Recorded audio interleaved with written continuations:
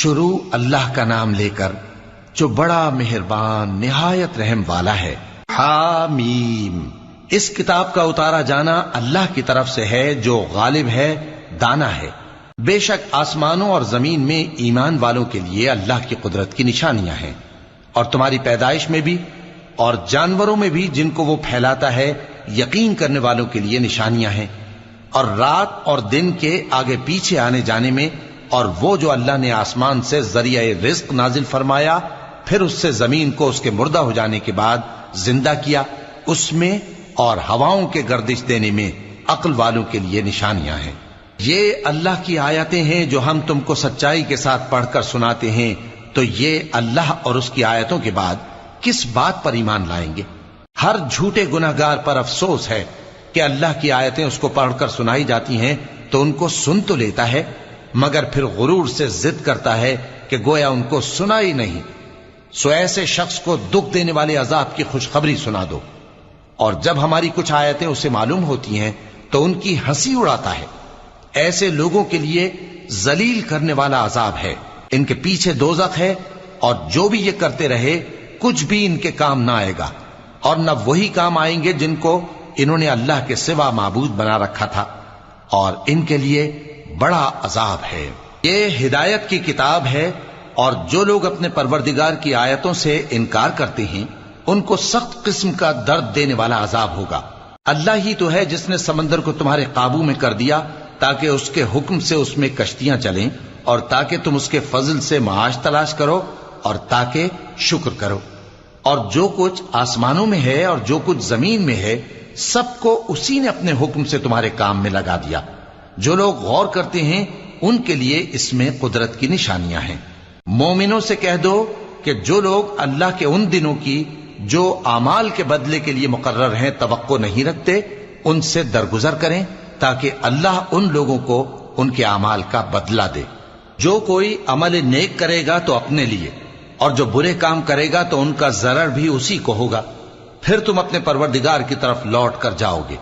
اور ہم نے بنی اسرائیل کو کتاب ہدایت اور حکومت اور نبوت بخشی، اور پاکیزہ چیزیں عطا فرمائیں، اور اہل عالم پر ان کو فضیلت دی، اور ان کو دین کے بارے میں دلیلیں عطا کی، تو انہوں نے جو اختلاف کیا تو علم آ چکنے کے بعد آپس کی ضد سے کیا۔ بے شک تمہارا پروردگار قیامت کے دن ان میں ان باتوں کا جن میں وہ اختلاف کرتے تھے فیصلہ کر دے گا۔ پھر ہم نے تم کو دین کے کھلے رستے پر قائم کر دیا، تو اسی رستے پر چلے چلو، اور نادانوں کی خواہشوں کے پیچھے نہ چلنا، یہ اللہ کے سامنے تمہارے کسی کام نہیں آئیں گے۔ اور ظالم لوگ آپس میں ایک دوسرے کے دوست ہوتے ہیں، اور اللہ پرہیزگاروں کا دوست ہے۔ یہ قرآن لوگوں کے لیے دانائی کی باتیں ہیں، اور جو یقین رکھتے ہیں ان کے لیے ہدایت اور رحمت ہے۔ جو لوگ برے کام کرتے ہیں کیا وہ یہ خیال کرتے ہیں کہ ہم ان کو ان لوگوں جیسا کر دیں گے جو ایمان لائے اور عمل نیک کرتے رہے، اور ان کی زندگی اور موت یکساں ہوگی؟ یہ جو دعوے کرتے ہیں برے ہیں۔ اور اللہ نے آسمانوں اور زمین کو حکمت سے پیدا کیا ہے، اور تاکہ ہر شخص اپنے اعمال کا بدلہ پائے، اور لوگوں پر ظلم نہیں کیا جائے گا۔ بھلا تم نے اس شخص کو دیکھا جس نے اپنی خواہش کو اپنا معبود بنا رکھا ہے اور باوجود جاننے بوجھنے کے گمراہ ہو رہا ہے؟ تو اللہ نے بھی اس کو گمراہ رہنے دیا، اور اس کے کانوں اور دل پر مہر لگا دی، اور اس کی آنکھوں پر پردہ ڈال دیا۔ اب اللہ کے سوا اس کو کون راہ پر لا سکتا ہے؟